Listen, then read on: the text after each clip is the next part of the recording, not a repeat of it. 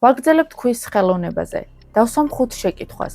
3 ან მეტი სწორი პასუხის შემთხვევაში შენ გაიმარჯვე, თუ არა და მე. კითხვა პირველი.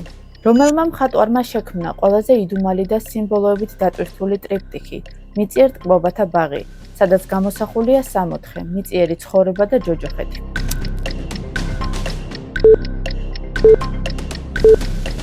სწორი პასუხია იერონიმუს ბოსხი.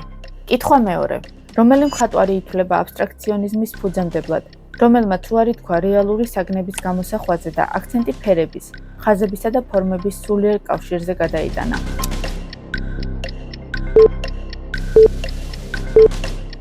სწორი პასუხია ვასილი კანდინსკი. კითხვა მესამე. მიქელანჯელოს გარდა, რომელმა ნეოკლასიკოსმა მოქანდაკემ შექმნა ცნობილი ქანდაკება ამური და ფსიქია, რომელიც სინაზითა და მარმარილოს იდეალური დამუშავებით გამოირჩევა.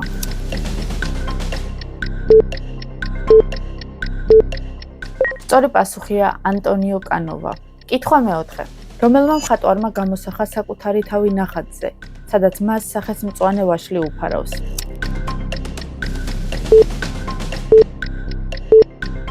სწორი პასუხია რენე მაგრიტი. და ბოლოს კითხვა მეხუთე. ვის მიუძღვნა ვინსენტ ვან გოგმა თავისი ცნობილი ავტოპორტრეტი მოჭრილი ყურით?